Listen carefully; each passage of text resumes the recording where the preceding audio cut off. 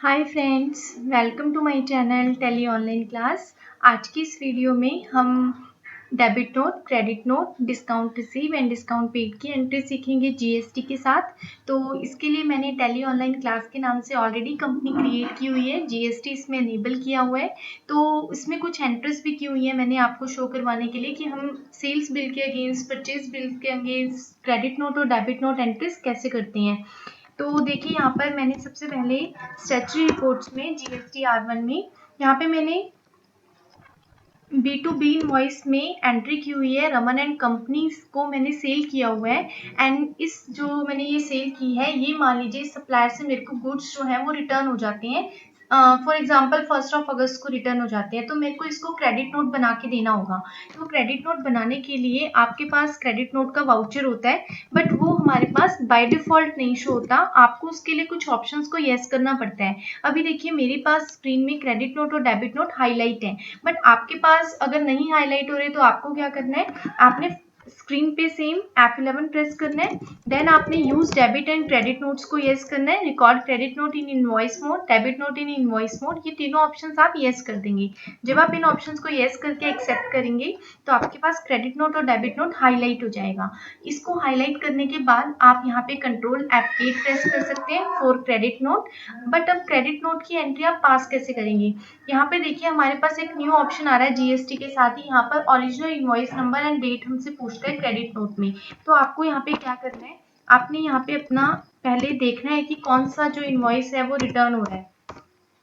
तो यहाँ पे B2B इनवॉइस में रमन एंड कंपनी जो है, यहाँ पे देखिए इसका वाउचर नंबर 1 है एंड 2 जुलाई का ये इनवॉइस है। तो जब आप यहाँ पे एंट्री करते हुए यहाँ पे मान लीजिए 1 अगस्त को ये रिटर्न हो रही है, मैंने 1 अगस्त ले लिया। ओरिजिनल इनवॉइस नंबर मेरा 1 था क्योंकि वाउचर नंबर मेरा 1 ही है, तो मेरा इनवॉइस नंबर भी 1 ही है। आपका जो भी होगा आपको यहाँ पे शो करेगा, आपने अगर मैनुअल भी दिया होगा तो। डेट में आप यहाँ पे डेट ले लेंगे कि कौन सी डेट को आपने सेल किया था, 2 जुलाई। पार्टी अकाउंट नेम में आप यहाँ रमन एंड कंपनी ले लेंगे। आपने एक चीज का ध्यान रखना है, रमन एंड कंपनी का जब आपने लेजर क्रिएट किया है, मैंने इसको रजिस्टर डीलर बनाया है, तो यहाँ पर आपने पार्टी के नेम में maintain balances bill bye bill को हमेशा येस रखना है। यहाँ पे ये ऑप्शन आपके पास कैसे हाईलाइट होएगा, F11 प्रेस जब आप करेंगे तो मेंटेन बिल वाइज डिटेल का ऑप्शन येस है, इस ऑप्शन को आपने येस रखना है F11 प्रेस करके। जब आप इस ऑप्शन को येस करेंगे maintain balances bill bye bill आपका ऑप्शन यस आ जाएगा। तो आपने इसको यस करके एक्सेप्ट कर लेना है, तो ये ऑप्शन आपका एनेबल हो जाएगा। देन आपने सेल्स लेजर में सेल्स ले लेना है एंड नेम ऑफ आइटम हमारी मोबाइल फोन था, तो 20 क्वांटिटी जो थी वो रिटर्न हुई है। देन यहाँ पे CGST मैं कैलकुलेट कर लेती हूँ एंड SGST कैलकुलेट कर लेते हैं। तो 3,36,000 का जो इनवॉइस है वो हमारा रिटर्न हुआ है, तो मैंने क्रेडिट नोट बना के दिया रमन एंड कंपनी को। अब यहाँ पर हमें जो ये इनवॉइस बनाना है, ये हमें सेल्स बिल के अगेंस्ट बनाना है। तो सेल्स बिल के अगेंस्ट बनाने के लिए ये हमसे बिल वाइज डिटेल भी पूछेगा, बट यहाँ पर ये अगर आपसे नहीं पूछेगा, अगर आपके पास ये ऑप्शन, कुछ ऑप्शन इसके लिए इनेबल करना पड़ता है। अगर ये आपसे ना पूछे तो आपको क्या करना है, अपनी इसी स्क्रीन पे F12 प्रेस करना है। देन आपने देखना है कि use default for bill allocation, ये ऑप्शन आपका येस है कि नो है। आपका ये ऑप्शन नो रहना चाहिए। अगर आपका नो रहेगा तो वो आपसे बिल वाइज डिटेल आपसे पूछेगा, अदरवाइज ये बाय डिफॉल्ट ही ले लेता है, तो इसलिए ये ऑलरेडी येस रहता है, बट आपने इसको नो रखना है। जब आप इसको नो रखेंगे तो यहाँ पर ये आपसे बिल वाइज डिटेल पूछेगा, जिसमें वो आपको advance, against reference, new reference, on account का ऑप्शन देगा। तो आपने ये इनवॉइस अगेंस्ट बनाना है, तो अगेंस्ट रेफरेंस आप लेंगे। जब आप अगेंस्ट रेफरेंस लेंगे तो यहाँ पेंडिंग बिल आपका शो करेगा सेल्स का 3,36,000, और यही इनवॉइस हमारा रिटर्न हो रहा है, तो यहाँ पर आपने इसको पिक कर लेना है। देन आप इसको एक्सेप्ट कर लेंगे। एक्सेप्ट होने के बाद आप यहाँ पे चेक कर सकते हैं अपनी डिटेल्स को। स्टैट्यूटरी रिपोर्ट्स में R1 में रिपोर्ट्स आप चेक कर सकते हैं। डेट में यहाँ पे 1 जुलाई से ले लेती हूँ। देन देखिए यहाँ पे B2B इनवॉइस में हमारे पास सेल्स इनवॉइस का शो हो रहा है। देन यही सेम इनवॉइस मेरे पास क्रेडिट नोट में शो हो गया, क्योंकि ये मेरा GST R1 में ही आगे गवर्नमेंट के पास जाएगा। तो ऐसे करके हम क्रेडिट नोट में एंट्री कर सकते हैं। बिल्कुल एज इट इज आप परचेज रिटर्न की एंट्री डेबिट नोट में कर लेंगे, आपको डेबिट नोट मिलेगा उस केस में जब आप परचेज रिटर्न करते हैं। तो डेबिट नोट का यूज हम एक और चीज के लिए करते हैं, वो मैं आपको बता देती हूँ। यहाँ पे देखिए GST R2 में भी मैंने एक ट्रांजेक्शन की हुई है, जिसमें हमने B2B इनवॉइस में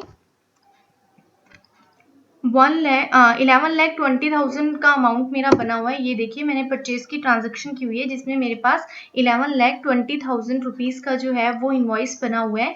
और मान लीजिए कि कई बार ऐसा होता है कि आपको परचेज इनवॉइस मिलने के बाद आप बाद में अपना जो सप्लायर होता है उससे आप डिस्काउंट मांगते हैं, तो जब आप उससे डिस्काउंट मांगते हैं वो आपको डेबिट नोट बना के देता है, क्योंकि उसने आपका जो इनवॉइस की वैल्यू होती है उसको कम करना होता है।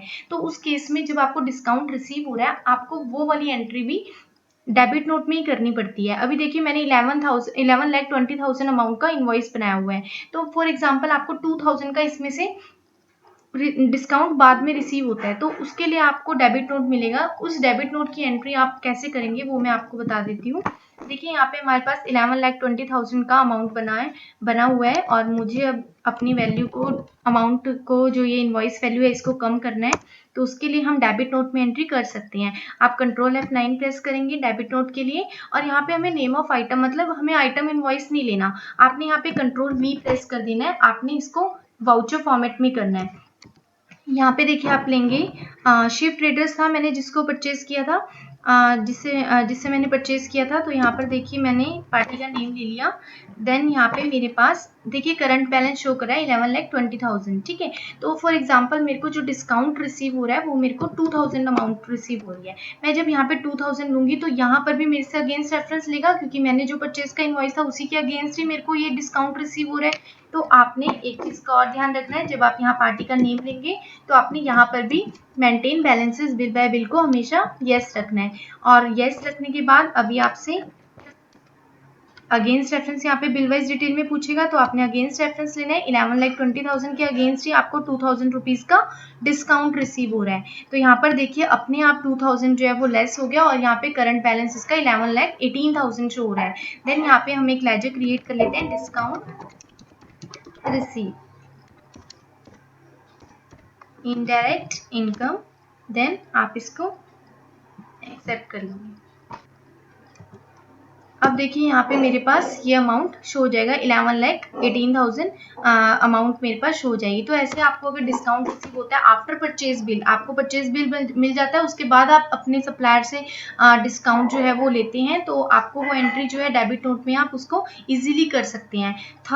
थर्ड में देखिए मैं आपको बताती हूँ, जैसे मान लीजिए हम सेल्स इनवॉइस है, सेल्स इनवॉइस में हमें क्या करना है कि डिस्काउंट को लेस करना है। मान लीजिए हमें सेल को, कई बार ऐसा होता है कि हमारे पास जो इनवॉइस की अमाउंट बनती है उसमें डिस्काउंट भी हमें मिलता है, और हम डिस्काउंट की वैल्यू को लेस करके उसके ऊपर टैक्स लगाते हैं, तो उस केस में भी आप सेल्स वाउचर में एंट्री कर सकते हैं। सेल्स वाउचर में देखिए एंट्री करने के लिए आप उसमें कैसे करेंगे, फॉर एग्जाम्पल मैंने रमन एंड कंपनी को ही सेल किया, ओके। यहाँ पे मैंने सेल्स लेजर में सेल्स ले लिया। देन यहाँ पे नेम ऑफ आइटम में हम मोबाइल फ़ोन ही ले लेते हैं, एंड फॉर एग्जांपल मैंने 10 पीसेस ले लिए और मेरे पास ये अमाउंट आ रही है 1,50,000। अब यहाँ पे मेरे को डिस्काउंट भी देना है, मान लीजिए मेरे को 1,000 रुपीज़ डिस्काउंट देना है, मेरे को 2,000 रुपीज़ डिस्काउंट देना है, उसके बाद मेरे को उस पर टैक्स कैलकुलेट करना है। तो यहाँ पे हम एक डिस्काउंट के नाम से लेजर क्रिएट कर लेते हैं। फॉर एग्जाम्पल मैंने यहाँ पे डिस्काउंट अलाउ के नाम से आप बना लो, या आप डिस्काउंट सिंपल बना लो, तो मैंने यहाँ पे डिस्काउंट ले लिया। देन यहाँ पे मैं इनडायरेक्ट एक्सपेंसेस के अंडर ले लेते हैं इसको, और यहाँ पे देखिए आपके पास आएगा इज जीएसटी एप्लीकेबल। आपने स्पेसिफिकली डिस्काउंट पे जीएसटी नहीं लगाना, तो हम यहाँ पे नॉट एप्लीकेबल ले लेते हैं। देन यहाँ पे आएगा include in accessible value calculation for, यहाँ पे आप जीएसटी लेंगे। एप्रोप्रिएट टू, यहाँ पे गुड्स के लिए है आपका ये डिस्काउंट, सर्विसेज के लिए है, दोनों के लिए है, वो आप पे डिपेंड करते हैं, आप यहाँ पे सिलेक्ट कर सकते हैं। देन आपने यहाँ पे, अभी तो मैं यहाँ पे गुड्स से ले लेती हूँ बेस्ड ऑन वैल्यू, देन यहाँ पे आप एक्सेप्ट कर देंगे। फॉर एग्जाम्पल मैंने 2,000 का डिस्काउंट देना है, तो मैं यहाँ पे माइनस करना है, मुझे -2,000 अमाउंट में ले लेती हूँ। अब देखिए यहाँ पे मेरे पास जो इनवॉइस वैल्यू शो हो रही है, कितनी शो हो रही है, 1,48,000। अब इसके ऊपर मुझे टैक्स लगाना है, CGST, SGST। ये देखिए अब जो मेरे पास अमाउंट ये आ रही है, ये मेरे पास अमाउंट 1,48,000 पे कैलकुलेट होके आ रही है। अगर आप चेक करेंगे Alt+A करके टैक्स एनालिसिस आप चेक कर सकते हैं।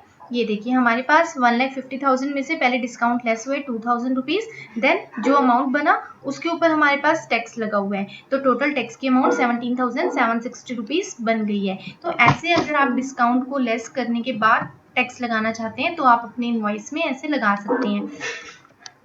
उसके बाद इजीली आप इसको एक्सेप्ट कर देंगे तो बहुत इजीली हमारा जीएसटी के साथ ये इनवॉइस बन जाता है डिस्काउंट वाला। आप ये करके देखिएगा। अगर कोई भी डाउट्स हैं तो आप मुझसे कमेंट्स में पूछ सकते हैं। Thank you so much for watching my video.